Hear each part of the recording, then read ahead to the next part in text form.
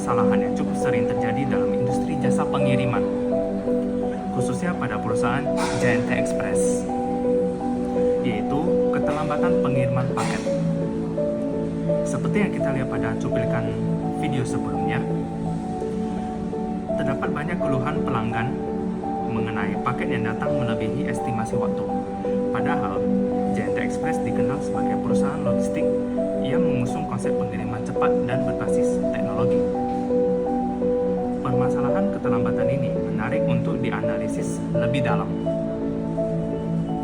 Karena dalam sistem logistik modern, keterlambatan biasanya bukan disebabkan oleh seluruh proses yang berjalan buruk, melainkan oleh satu atau beberapa titik tertentu yang menjadi penghambat utama. Oleh karena itu, dalam video ini, saya akan menganalisis permasalahan tersebut menggunakan pendekatan constraint management atau manajemen kendala dalam manajemen operasional perusahaan. Perkembangan e-commerce di Indonesia menyebabkan peningkatan volume pengiriman paket yang sangat signifikan. Setiap harinya, perusahaan ekspedisi seperti JNT Express harus menangani jutaan paket yang berasal dari berbagai daerah dan tujuan. Dalam kondisi normal, alur pengiriman paket berjalan mulai dari penerimaan paket, proses sortir, pengiriman antar kota atau antar wilayah, hingga akhirnya paket dikirim oleh kurir ke tangan dan konsumen. Namun, ketika terjadi lonjakan volume pengiriman, seperti saat ada promo besar, hari raya, atau event tertentu, sistem operasional seringkali tidak mampu menyesuaikan kapasitas secara merata.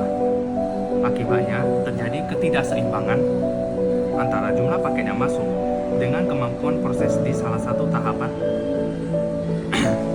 Ketidakseimbangan inilah yang kemudian memicu keterlambatan pengiriman dalam paket JNT Express.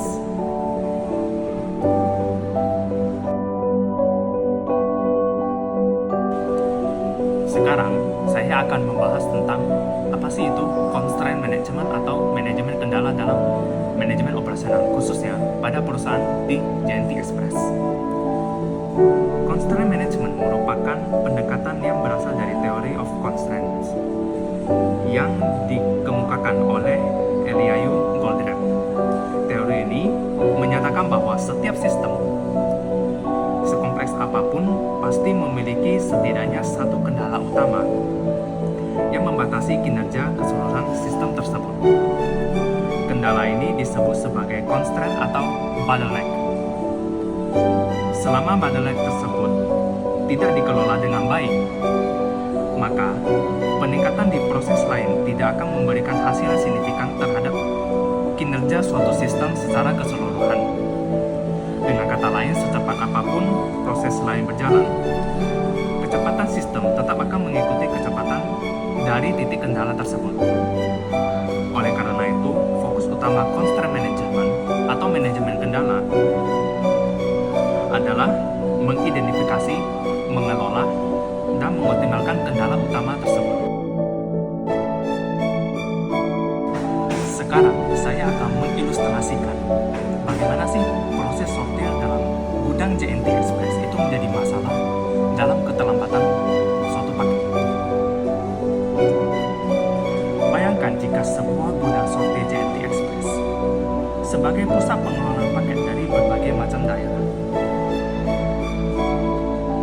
Dalam satu hari, ribuan hingga puluhan paket masuk ke gudang tersebut. Paket-paket ini harus dipilah berdasarkan kota tujuan, rute pengiriman, dan jadwal keberangkatan. Permasalahan muncul ketika jumlah paket yang masuk itu ternyata tidak sebanding dengan kapasitas proses sortir. Misalnya, dalam 1 jam, terdapat 10.000 paket yang masuk. Akan tetapi, kapasitas proses sortir dalam JNT Express itu ternyata cuma 7.000 paket saja. Ini adalah paket yang berhasil dikirim.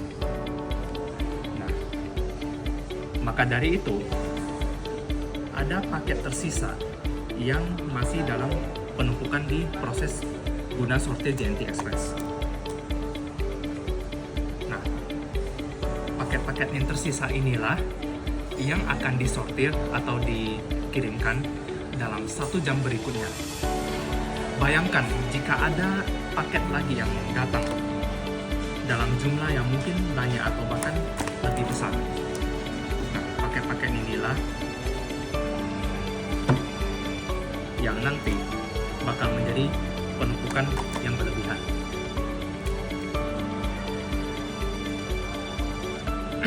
Dalam kondisi ini, meskipun armada pengiriman sudah siap dan kurir sudah tersedia, paket tidak dapat dikirim karena masih tertahan di tahap sortir. Inilah yang disebut sebagai bottleneck dalam sistem operasional. Jika bottleneck tidak dikelola dengan baik, maka keterlambatan tidak hanya terjadi dalam 1 hari, tetapi dapat berlanjut ke hari-hari berikutnya dan menyebabkan backlog paketnya semakin besar.